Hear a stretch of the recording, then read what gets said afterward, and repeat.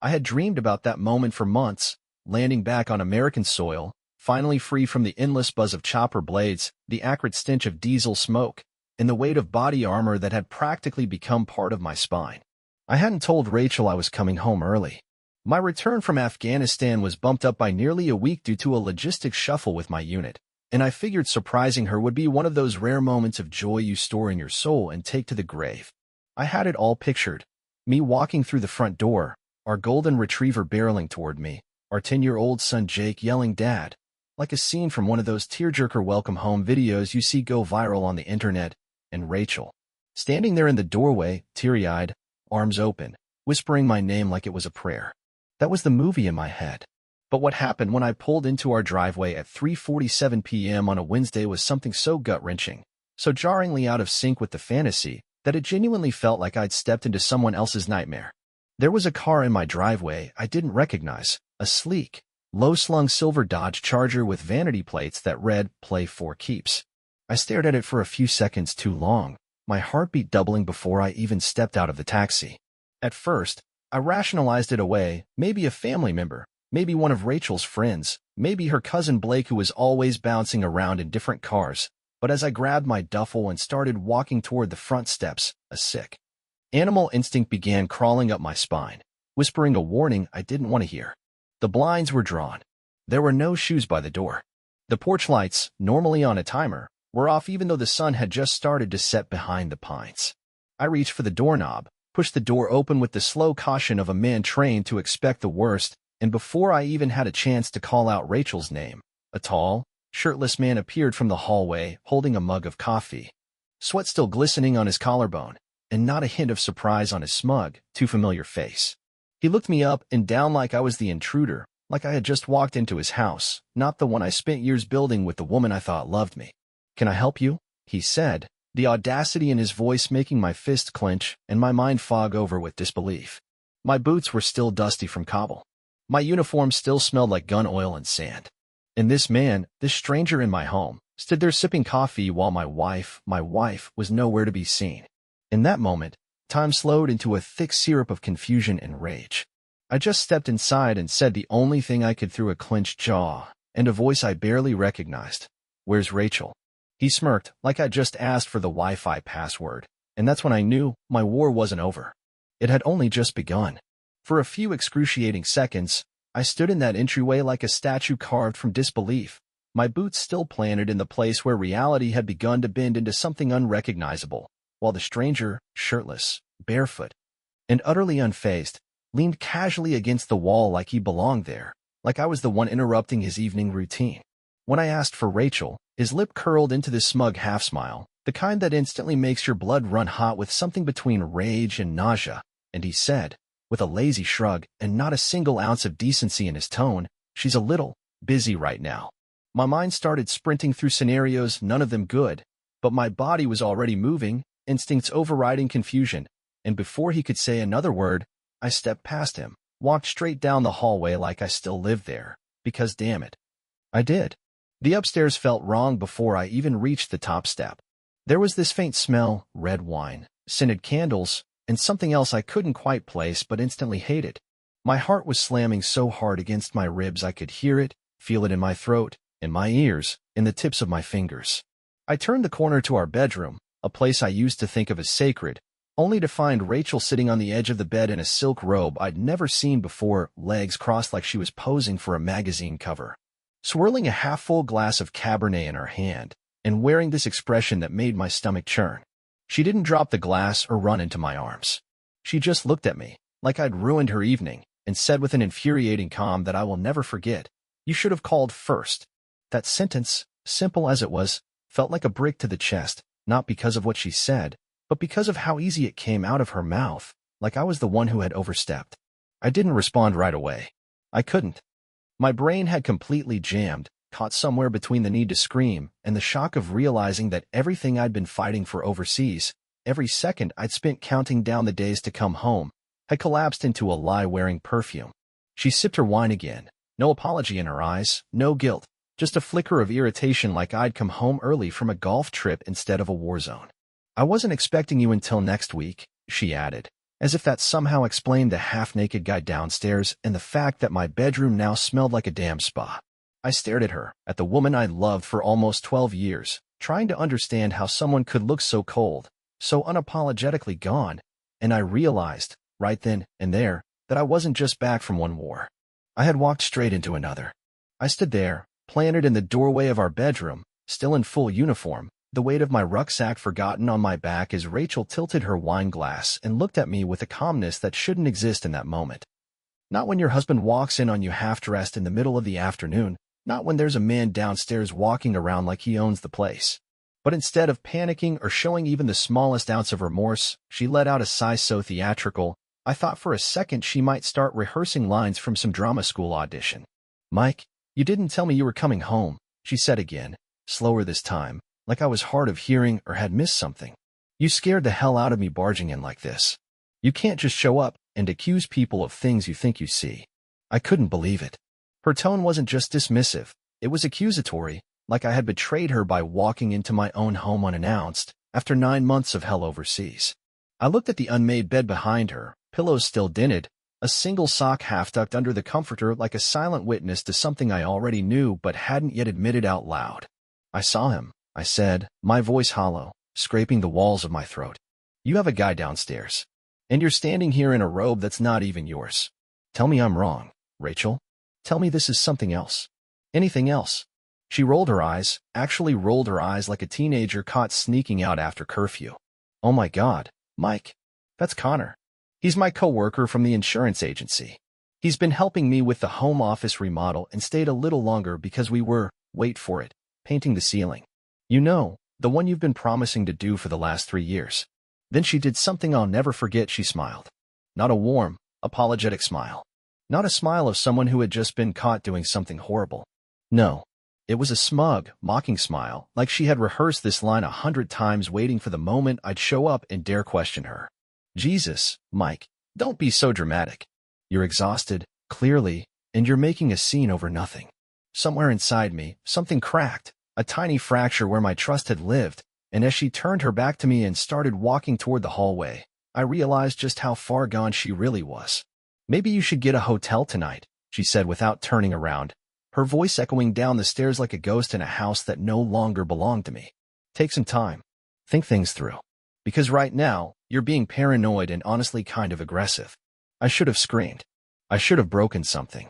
But instead, I just stood there, feeling like a man who had died in the desert and come home to watch his life rot from the inside out. I didn't say another word as I walked down the stairs, past Connor, who gave me a smirk I'll carry in my nightmares, and out the door of a home I had paid for, defended, and bled for. That was the night I slept in my truck, parked 3 blocks away, while the woman I loved shared a bottle of wine and, I'm sure, a whole lot more, with her so-called coworker. That first night, I sat alone in my Ford F-150, parked behind a dimly lit 24-hour gym that smelled faintly like old rubber and energy drinks, with the engine off, the windows cracked just enough to keep the air from turning stale, and a silence so thick it buzzed in my ears. The uniform I hadn't even taken off yet felt tighter than usual, like the fabric was trying to hold me together while everything inside me was falling apart. My mind ran in circles I couldn't escape, 1 minute reliving Rachel's blank expression, the next replaying the smirk on that man's face. And then the next trying to calculate just how long this betrayal had been growing roots under my roof while I was thousands of miles away protecting a country that now felt smaller than the home I no longer had. I didn't tell anyone. Not my commanding officer, not my squad, not even my parents. Something about saying it out loud would have made it real in a way I wasn't ready to face. So, I sat there in the dark, my hands shaking not from fear or combat stress, but from heartbreak, pure, sharp-edged heartbreak. I remember staring at the glove box for a long time, knowing my spare phone was in there, the one I used on base to text a handful of close contacts, mostly guys I trusted when it mattered. One of them was Nate Harrelson, a former JAG officer who had rotated out of active service 2 years ago and started working civilian family law cases with a reputation that even his enemies respected. He was the kind of guy who didn't flinch, didn't sugarcoat, and always knew what strings to pull when a situation started to rot from the inside. I texted him a single sentence. "Need your help." She cheated. "I'm out." 10 minutes later, he was calling. 20 minutes after that, he was texting me a contact. "Leah Strauss, Attorney, veteran ally, ruthless in court, don't lie to her, don't hide anything. It was exactly what I needed. Someone who didn't pity me. Someone who wouldn't hand me tissues and talk about forgiveness. I didn't want forgiveness. I wanted justice. By sunrise, I'd rinsed off in the locker room showers, changed into the only civilian clothes I had in my go bag, and made a pot of scorched black coffee from the gym's vending machine that tasted like regret and aluminum. My hands still trembled when I held the paper cup. I hadn't cried, not yet, not even when I'd shut the truck door on my own house. But something about that first sip broke something loose. It wasn't a sob, just a slow, silent leak of emotion, hot and steady down my cheeks like a faucet left just barely open. I didn't care who saw. I was done pretending to be okay. I called Leah's office the moment they opened, and within 10 minutes, I was on the phone with a voice as sharp as cold steel. She listened. She didn't interrupt. And when I finished, she said 6 words that didn't just punch through the fog in my head, but gave me something I hadn't felt in over 24 hours: control. She said, "Let's make sure she regrets it." There's a special kind of rage that doesn't scream, it studies. It doesn't punch walls or throw phones, it plans in silence, fueled by betrayal so raw that it becomes surgical. That was me for the next 48 hours after my call with Leah Strauss. I didn't go back to the house. I didn't call Rachel. I didn't answer the flood of messages that came after she realized I wasn't just cooling off like she'd assumed. Instead, I spent that time preparing, because the man I was before deployment would have begged for answers, pleaded for love, maybe even tried to fix the unfixable, but the man who came home and found a stranger drinking coffee in his kitchen knew better. I picked up a handful of covert audio recorders from a security supplier in town who didn't ask questions and didn't blink when I paid cash. I also downloaded a premium tracking app, the kind that mirrors a phone's GPS, texts, and even microphone when synced right. And with the help of a guy from my unit who owed me a favor, I had it installed on Rachel's phone within 15 minutes of borrowing it during her oh-so-generous invitation to talk things out. She never even noticed. Over the next 2 weeks, I lived like a ghost. I bounced between cheap motels and gym locker rooms, always keeping my truck close, always checking my phone for movement. And what I recorded, it made me sick. Not just because she was cheating, hell, I already knew that, but because of how she spoke about it, how she spoke about me.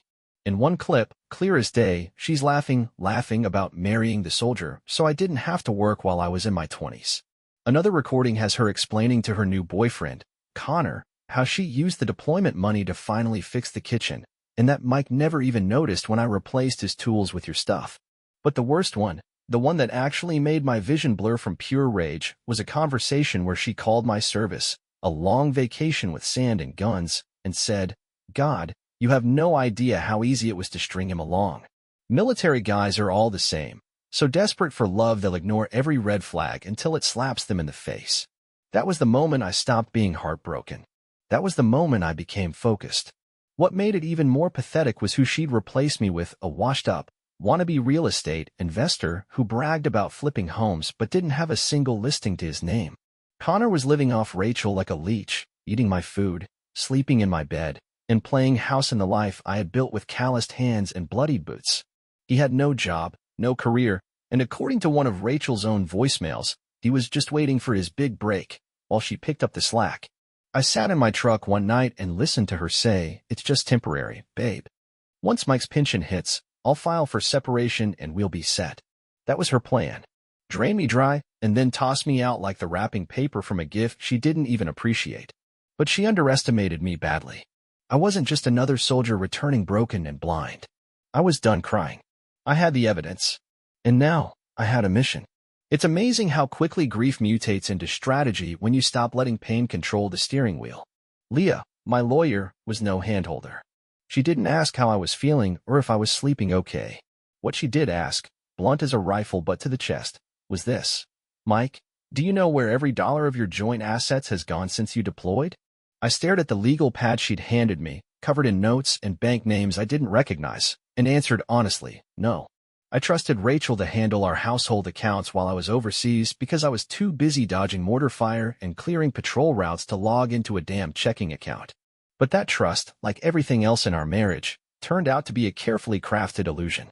Leah leaned back in her chair, her pen tapping like a metronome of judgment, and said, "Then we need to look for what she's hiding, because I guarantee she's hiding something." She wasn't wrong. 2 days later, I was sitting in Leah's office with a thick binder of printed bank statements we'd subpoenaed, joint accounts, investment records, credit pulls, when a single line item caught my eye. A wire transfer to an unfamiliar institution I didn't even know we used. When Leah pulled that thread, the whole web unraveled. Rachel had opened a private account, under just her name, at a credit union in the next county over. The transfer trail was blatant. $82,137 siphoned from our savings and business reserve accounts and 9 quiet withdrawals spread out across 6 months. All during the time I was overseas thinking I was protecting my family. This wasn't careless spending or retail therapy. This was deliberate, premeditated financial fraud, and the cherry on top? Several of the transfers were marked home maintenance escrow, which she used to cover her boyfriend's bills while he was living rent-free in my house. Leah didn't even blink. She took the documentation, stapled the trail together, and said, "We're filing for spousal financial misconduct." She's not just a cheater, she's a thief. Hearing those words out loud did something strange to me. Part of me wanted to collapse under the weight of it all, because when you build a life with someone, you never expect them to burn it down from the inside out while you're halfway across the world. But the other part of me, the part forged in sand and sweat and nights with no sleep, finally stood tall. I wasn't just a husband anymore. I wasn't even just a soldier. I was a man about to show a courtroom exactly what happens when you betray someone who gave you everything. Rachel thought she was playing house with her unemployed boy toy and my hard-earned money. But soon, she'd learn the hard way. Soldiers don't quit. We regroup. We retaliate. And we win. I've worn body armor in 120-degree heat. I've swept compounds with my heart pounding in my ears. And I've had to hold a rifle steady while my fingers trembled from adrenaline. But nothing prepared me for the courtroom silence that fell when the judge finally called our case. Rachel walked in like she was strutting down a runway, heels sharp enough to stab egos, hairstyled like she hadn't lost a minute of sleep, and that same smug, lip-curling smirk she wore when she told me I should have called first the day I caught her. She thought this was going to be her victory lap, that she'd charm the room with a few well-timed tears and walk away with the house, alimony, and full custody of our son. What she didn't realize was that every step she'd taken behind my back had left a paper trail soaked in gasoline, and I was about to light the match. When Leah stood and opened with the phrase, "Your Honor, what we have today is not just a case of infidelity, but of sustained deception, documented fraud, and emotional cruelty toward a man who served this country," Rachel's expression changed for the first time. Not fully, not yet. But the corners of that smirk tightened. Then came the recordings, one after another, played aloud in that echoing courtroom like bombs dropping on her perfectly rehearsed facade. Her voice, dripping with laughter as she mocked my service, bragged about draining our accounts, and made plans to live off my pension, suddenly didn't sound so clever echoing off marble walls in front of a judge with military service in his own file. When Leah handed over the wire transfer logs, the forged loan paperwork, and Rachel's signed authorization on joint account withdrawals that were never discussed or approved, the judge's brows slowly crept downward into something far colder than disappointment. Disgust. I'll never forget the moment Rachel finally realized she'd lost. It wasn't during the audio, or even when Leah laid out the private bank account transfers. It was when the judge leaned forward and said, "Mrs. Ralston, your actions constitute spousal financial misconduct and may trigger a separate fraud investigation under state law." Her hands started fidgeting. The smirk was gone. She opened her mouth to object, but the judge cut her off with a motion for contempt consideration and denied her request for full custody before she could even finish her sentence. By the end of that hearing, I walked out with full rights to the house, joint custody of our son, and a court order freezing her access to any further marital funds until the fraud investigation was complete. The same woman who had kicked me out of my own home for making drama now stood in a hallway outside the courtroom with a pale face, a public defender in her ear, and no exit strategy. And for the first time since I stepped off that plane, I felt like I could breathe again, not just as a soldier or a husband, but as a man who refused to be broken. Karma doesn't come wearing a cape. It shows up quietly, like a stain spreading on the carpet no one notices until it's too late. In Rachel's case, it arrived the moment the courtroom door closed behind her and the money stopped flowing like the faucet she thought would never run dry. The very next week, her charming boy toy Connor, the same man who had slept in my bed, eaten my groceries, and called me a chump in a voicemail he was too dumb to delete, vanished without warning. No note, no long goodbye, not even a text message. Just gone. Turns out, Loving someone is easy when they're paying your bills, but when your sugar mama is hit with a contempt citation, frozen accounts, and an ongoing fraud investigation, even bottom feeders start looking for cleaner water. She tried calling him 6 times in one night. According to the tracker I'd forgotten was still synced to her phone, and when he didn't answer, she went in his sister's house. He wasn't there either. Because Connor had done what cockroaches always do when the lights come on. He scattered. It didn't take long for word to spread around town. Our town wasn't big, and gossip there traveled faster than wildfire with a tailwind. People who once smiled at Rachel in the grocery store started walking the other way.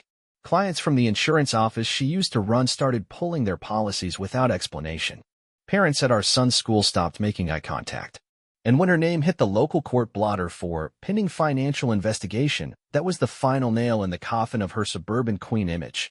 She lost her job before the ink dried on the fraud paperwork, escorted out by security, according to a friend of mine who worked in the same building, and after that, she was radioactive. Nobody wanted to hire someone with active legal baggage and a trail of destruction behind her. Nobody except Carter's home and patio, a rundown furniture store on the edge of town that paid minimum wage and had a staff bathroom without a lock. By the end of that month, Rachel, once the woman who looked down on every struggling mom in a discount checkout line, was living in the guest room of her mother's split-level ranch, driving a rusted-out sedan I'm pretty sure was a loaner from her uncle, and clocking in at 9 a.m. every morning to fold throw blankets and explain to customers why their delivery was late. And me? I had rebuilt my dignity, secured a future for my son, and reclaimed a house that now stood free of ghosts. Meanwhile, she had traded a husband, a home, and a legacy for a guy who bolted when the credit card stopped working. Her descent wasn't dramatic. It was slow, humiliating, and painfully deserved.